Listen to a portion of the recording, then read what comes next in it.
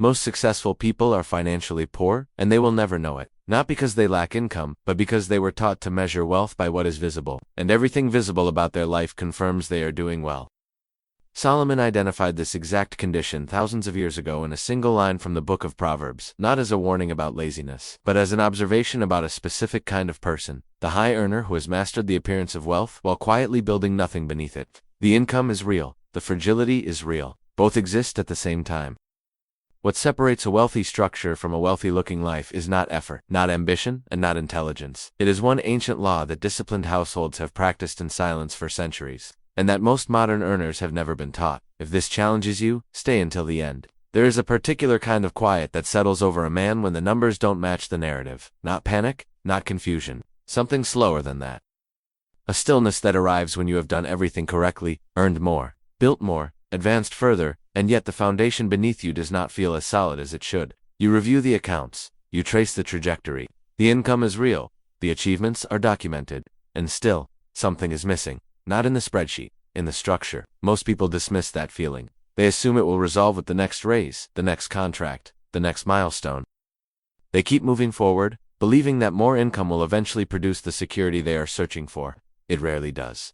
And Solomon, the ancient king whose observations on wealth remain unmatched in recorded wisdom, identified exactly why. Centuries before the modern financial system existed, he wrote, in Proverbs 13:7, one pretends to be rich, yet has nothing. 7 words, no elaboration, no footnote.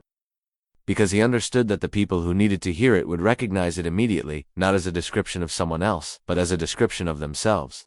The morning begins the same way for millions of professionals across the world. An alarm, a routine, a quiet moment before the day accelerates. In that moment, before the noise arrives, many high earners hold a private awareness. They rarely speak aloud. The awareness that despite everything, the title, the income, the lifestyle that took years to build, they are closer to financial zero than their external presentation suggests. Not because they are careless, not because they lack ambition, but because the culture they were trained in taught them a fundamental equation, and that equation is incorrect. The equation is this: more income equals more security. It is the central promise of the modern professional path. Study, advance, earn more. Live better, repeat. Each stage of income growth is treated as a stage of financial progress. Each promotion is framed as a step toward stability. But watch what actually happens. A salaried professional earns $40,000 per year. His lifestyle is calibrated to $40,000. He receives a promotion. He now earns $60,000. Within 18 months, his lifestyle has recalibrated to $60,000. His reserves have not meaningfully changed. His structural position is identical to where he began, except the numbers are larger. The business owner is no different. Revenue grows from $200,000 to $400,000. The office expands. The team grows. The personal withdrawals increase. 2 years later, the structure beneath the business looks remarkably similar to what it was before the growth. Bigger, perhaps, but not more stable. This is the pattern, Solomon observed. It is not a modern problem. It is a human problem. And it has nothing to do with intelligence or effort. It has to do with the absence of a structural law. Before we name that law, we need to understand what we mean by wealth, because the modern definition is quietly sabotaging millions of people who believe they are building it. Wealth, as the culture defines it, is visible. It is the home, the vehicle, the travel, the wardrobe, the restaurant, the lifestyle signal that communicates arrival. It is the sum of what can be seen and admired by others. This is not wealth. This is distribution. Distribution means money received and dispersed. It means income converted into lifestyle. It is spending with higher numbers attached. A person who earns $200,000 and spends $200,000 is not wealthy. They are a distribution channel for their own income. Ancient households understood this distinction clearly. In the Hebrew tradition, the intellectual and spiritual lineage from which Solomon wrote, a household's true financial standing was never measured by what it displayed. It was measured by what it preserved. Preserved capital, reserved portions, protected allocation that existed independently of lifestyle and could not be touched by comfort, impulse, or social pressure. Structure precedes increase. That was the operating principle. The household that had mastered separation between what was earned and what was consumed was the household that endured, not just for one generation, but across generations, because the reserve was never spent. It was only added to, and over time, that addition transformed into something that income alone never could: permanence. Solomon was not describing a tactic when he wrote about wealth. He was describing an identity. A class of people who thought differently about money at the structural level, not at the surface level of budgeting or discipline in the popular sense, but at the identity level of who they believed themselves to be in relation to what they earned. The assumption that must be broken before any of this makes practical sense is the one most deeply embedded in modern professional identity. The assumption is this: if I earn more, I will eventually become secure. It feels self-evident. It is widely accepted. It is, by every observable measure, false. Here is why. Security is not produced by income size. Security is produced by the relationship between income and structure. A person earning $50,000 with a preserved reserve of $20,000 is structurally more secure than a person earning $200,000 with no separation and significant obligations. The higher earner has more income. The lower earner has more structure, and structure is what creates endurance.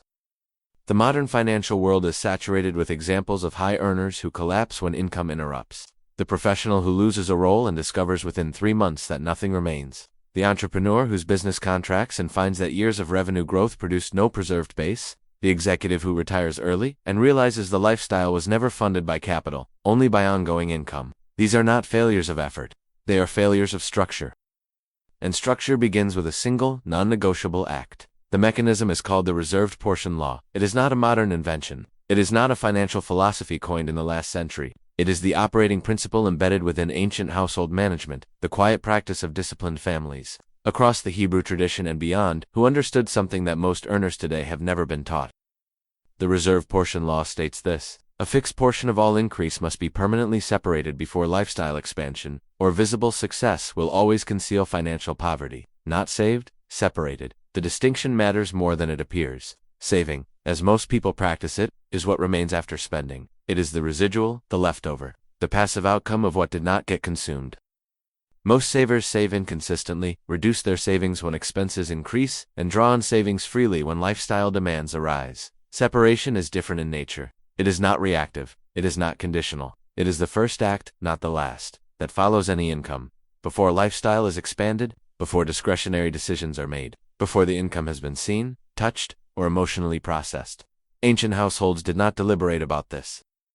It was encoded into the household structure as a rule that preceded all other financial decisions. The portion was separated, the remainder was available for life. This order was never reversed. A merchant in that tradition might increase his trade income significantly in a given season. The response to that increase was not the immediate conversion of excess into lifestyle. The response was separation. A fixed portion moved to a protected allocation. The remainder, and only the remainder, was available for reinvestment or personal distribution. The result, compounded across years and decades, was not a wealthy lifestyle. It was a wealthy structure, invisible to observers, impervious to economic seasons, inherited, not depleted. Separation, not success, determines stability.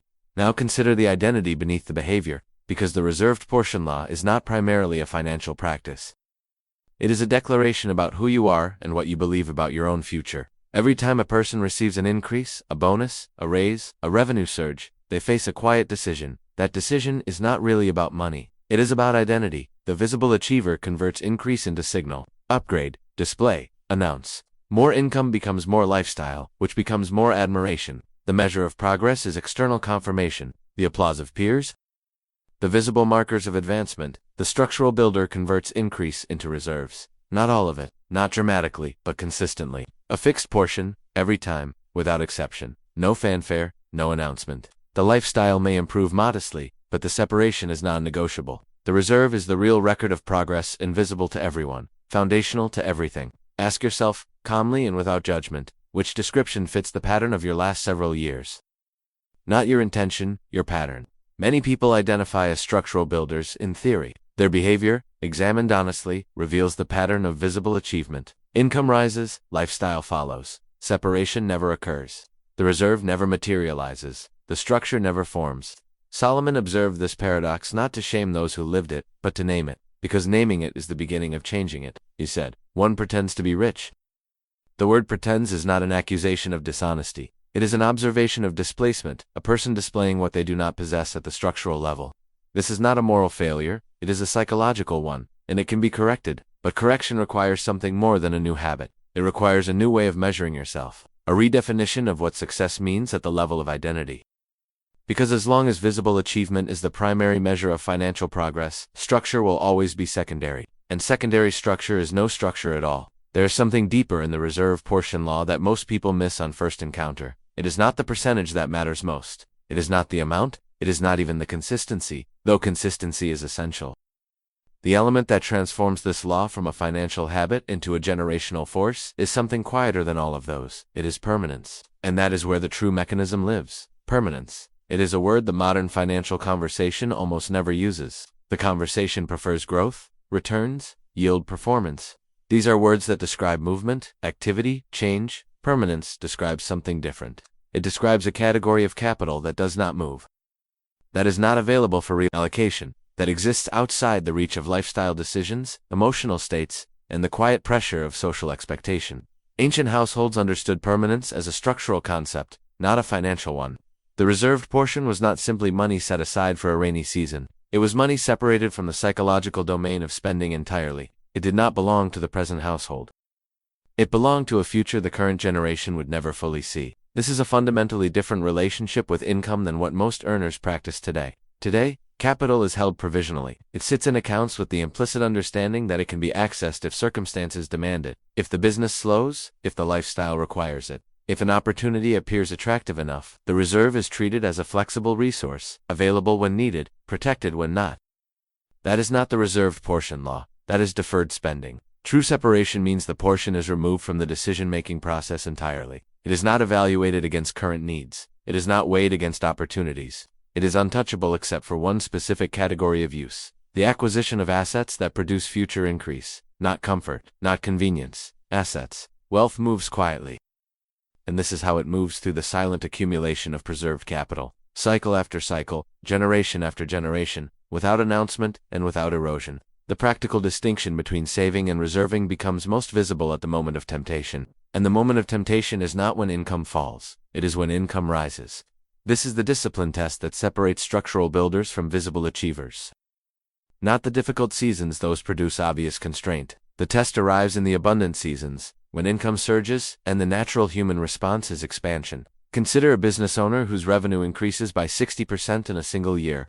This is the scenario that reveals character more clearly than any hardship, because in hardship, restraint is imposed from the outside. In abundance, restraint must come from the inside.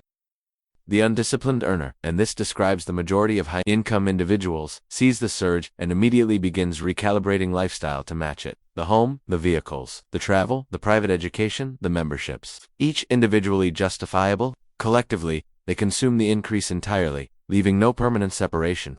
12 months later, the revenue normalizes, the lifestyle does not. The obligations created in the abundant season now require the same income level to sustain. The earner is trapped not by failure, but by the success he could not structurally contain.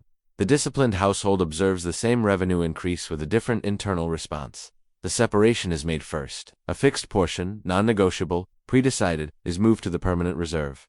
The remainder is available. Some may improve lifestyle modestly. Some may reinvest.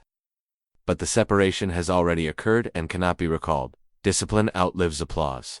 This is not a philosophical sentiment, it is a structural outcome. The household that maintains separation during the abundant year will carry a permanent reserve into the difficult year. It will not be forced to liquidate. It will not be forced to reduce. It will simply continue, because the foundation was built during the season that most people spent. Over 10 years, the difference between these two households does not look dramatic.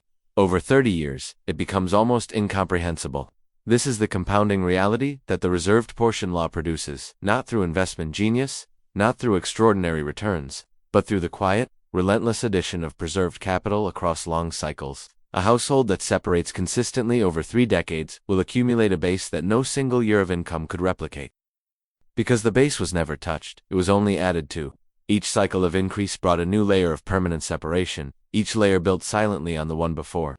This is generational covenant thinking. It is the mental framework that ancient households operated from, not the question of what this income means for my life today, but what this separation means for a household that extends beyond my lifetime. Generational minds think in decades. That phrase is not aspirational. It is functional. It describes the cognitive operating system of households that accumulate wealth across time rather than display it within a single generation. Solomon understood this when he wrote in Proverbs 21:5, "The plans of the diligent lead surely to abundance, but everyone who is hasty comes only to poverty." Hasty. That is the operative word. Not lazy, not reckless. Hasty. The person who moves income into lifestyle too quickly. The person who converts increase before separation. The person who cannot tolerate the pause between receiving and allocating. That impatience, dressed as ambition, framed as drive, is what Solomon identified as the path to poverty. Not poverty of laziness, poverty of structure. Sophisticated poverty, the kind that arrives wearing the clothing of success. The cultural obsession with speed must be examined honestly here, because it is the most powerful force working against structural wealth. The modern narrative around income and advancement is built on acceleration. Build fast, scale fast, earn fast, move fast. The highest status is awarded to those who produced the most in the shortest time. The framework is almost entirely short horizon. There is nothing inherently wrong with growth or ambition. The problem is when speed becomes the primary value, because speed and structural preservation are in fundamental tension. Rapid income growth without deliberate separation increases fragility, not security. Every percentage of income growth that is immediately absorbed into lifestyle creates a new structural obligation. The earner becomes dependent on sustaining that income level simply to maintain the life they have built. Speed created a higher ceiling, but it also created a higher floor, and high floors are dangerous. Ancient households were not anti-growth, they were pro.